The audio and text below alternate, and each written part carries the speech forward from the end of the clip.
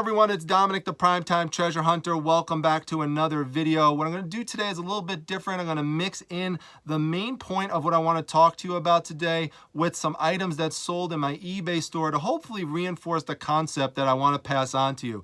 And that main concept is making sure you set a base number for what it is that you will sell an item for in your store. By base number, I mean the lowest possible amount. So for example, if you go to my eBay store, the link to which is down below in the description section, you will see that I do not sell any item at all in my eBay store less than $9.99. And those are only items that would ship out medium mail. So that would be a $2.75 item. Or maybe if it weighs a little bit more, it'd be like in the low $3 range, or a first class item, which is going to go anywhere between, let's say, $3.27, and if it's on the higher range, maybe just over $5, but most will be in that $3 to $4 range. And that's because for me, I've decided that if I have an item like a shirt or a poster that's lightweight, or let's say a comic book like this that I spent 15 cents for, or maybe I don't even have any money invested into it at all because I made my money back from the collection already,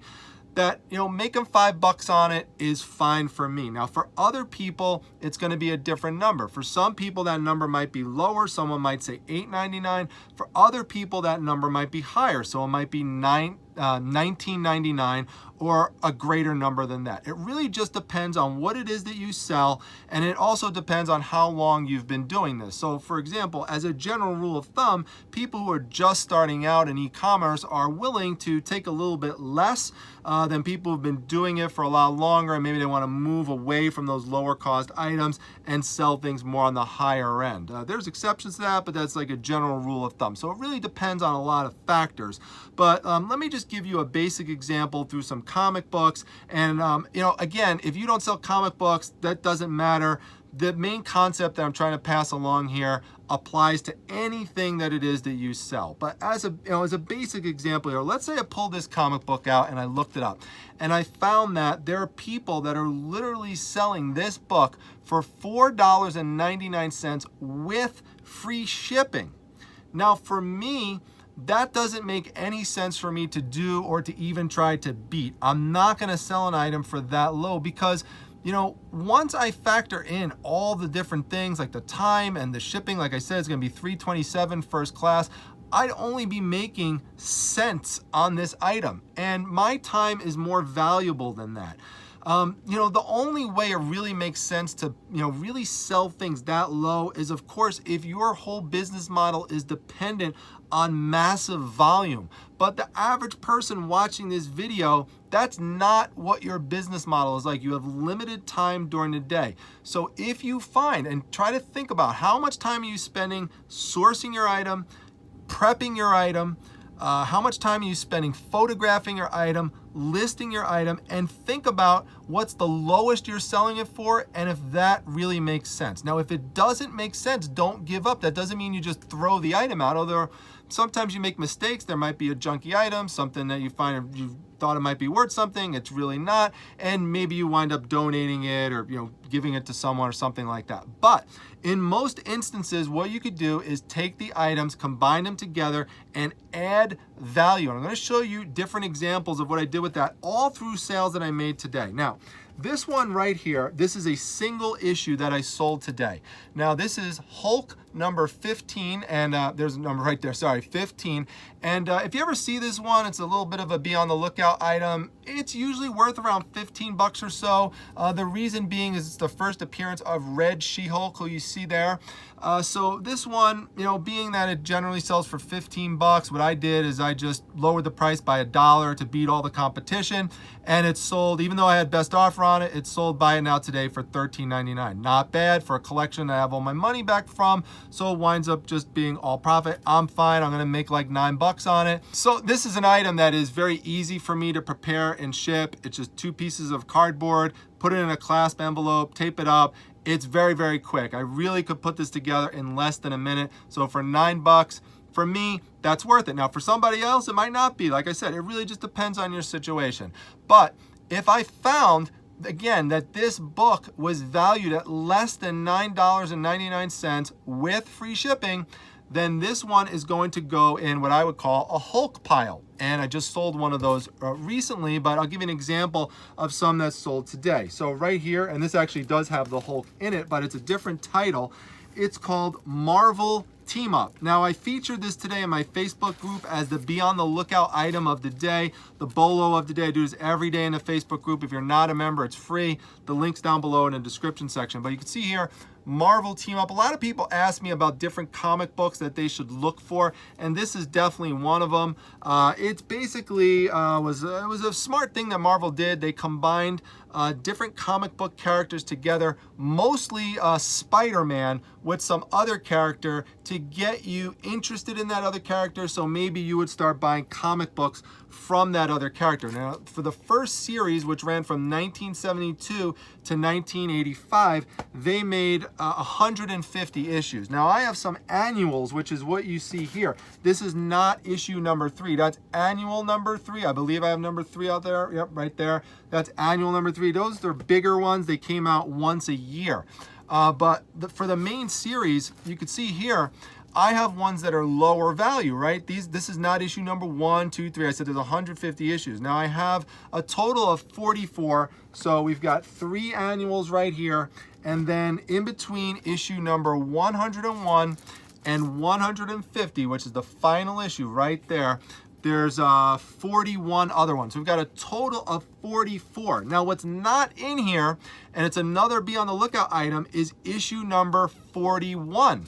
The reason I don't have issue number 41 in here is because that issue ties with Amazing Spider-Man 252 as the first appearance of Spider-Man wearing his black outfit. Now, most of you know of Spider-Man there wearing his red and blue outfit, but he has one that's called an alien costume, and that is super, super popular. So if you had that issue, that would sell graded in near mint condition for about $500.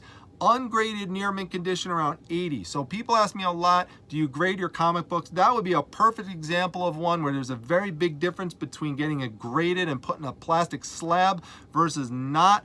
That would be one you definitely would want to do it for because that would that would make a lot of sense in terms of the money that you would get back. And this is an example of Spider-Man in the black alien costume.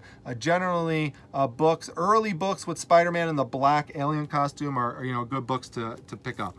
So, but none of these issues that are in here are really worth much in and of themselves. But combined together in a big lot, I sold these 44 issues today for $120. So that winds up making a lot of sense. Individually, none of these would have sold well, but combine them together, add value. This is how you could take comic books that are really just not worth a lot and theming them together and making them something valuable. The way you do that, by the way, is you have to go out, make sure you're sourcing them low, and also try to get your money back really quick from higher priced comic books that are in the collection that will sell out. Like you remember that one collection where I found New Mutants 98 and I sold that one for $175. So made my money back really quick with that item combined with a few other ones. So that was in the storage unit that I purchased. Now here's another one here. This is Peter Parker, the Spectacular Spider-Man. Now this is another popular Spider-Man series, although it's not as popular as the Amazing Spider-Man. Those always sell the best, but Peter Parker is another earlier one. It later became a Spectacular Spider-Man as the run continued. And as you can see, here's an example of one right here, although this is an annual. But you can see there it's called Spectacular Spider-Man. But originally it was Peter Parker Spectacular. So this here is, I think, 52 or 54 of them. And these sold for $80 today. So not as much as the Marvel team-ups, but still a good flip nonetheless. But again, the point is I wound up amassing that by making sure that I checked that none of these were items that would sell for a lot individually, bunching together and sticking at that bottom line number. Now, don't get me wrong. It's not like there are items that would cost me a lot to ship that I would still sell for $9.99. Like there's a certain point where you get to with an item that you say, I'm not going to sell it for any lower than that. So for example, I have some comic book posters that are signed. I will not sell those for less than $14.99. And so at a certain point, you know, you get to where you're not going to take an offer below a certain number. What I would suggest you do in that situation is just take the offer off, set it as a buy it now, and just wait till the right buyer comes along to purchase that item. But remember, whatever that lowest price is that you have for the item, it needs to be competitive. So if you say your lowest price for an item will be $20, like let's say you take this and you say, I'm not going to sell this for less than $20. Well, if everyone else is selling it for less than you, then the chances you're going to make that sale are very, very low. Unless you got lucky, someone came across, maybe saw your sponsored ad at the top, didn't check any competition, and paid for it. That can happen, but it's unusual, and most times you're going to be sitting waiting a long time with that. But setting that lower base number really, really can help. I switched to the $9.99 when first class went to regional rate. So it depended, the price depended not only on the weight of the item, but it also depended on where it was going. And so this helped me kind of, address that situation in terms of some of the unpredictability with the cost by setting that lower base number. So try that and make sure that, again, the time you're investing into your items makes sense for you and that you're not just spinning your wheels, doing all this hard work and only making like 25 cents on it and you're just selling a few items a day. If that's the situation that you're in, you've got to change things up and either source better items or combine them together to add that value like I just showed you. And you know, for me, these are the 3 things that sold today, but that's over $200 in gross sales. You don't need to have thousands and thousands of items up. Don't fall into that pressure. If you're watching things on Instagram and you're seeing people say, I have 1,000 items up, I have 2,000 items up, well, that's great. And the goal is, can you have 2,000 items up that are ones that are really ones that are going to sell and are going to move pretty quick, or ones that you could long tail and eventually get great value out of? If so, that's great. That's the best situation to be in. But if most of those 1,000 items are items that are very low profit once you factor in all the shipping and everything, or they just take forever to move, well, that then takes on less significance. So focus more on putting items together that people really want, that could give you a really good return on your investment, and you'll find that you're gonna actually make a lot more money that way. So that's my main tip that I wanna pass on to you. I hope you enjoyed seeing some of those items that sold. And let me know what you think. Do you have a minimum set up? If not, set one up and then let me know how it works after a couple weeks. And just drop me a little note in the comment section. So with that, I'm going to sign off. I got to pack these things up, and I'll see you all at the next video. Again, remember, Facebook Reselling Resource Center. Got a live show this week, by the way, with Jason Deason, thrift trader. He's the host of Dumpster Wars. That's at 9 p.m. Eastern Standard Time. And check me out on Instagram. That's @prime_time_treasure. Take care, everyone.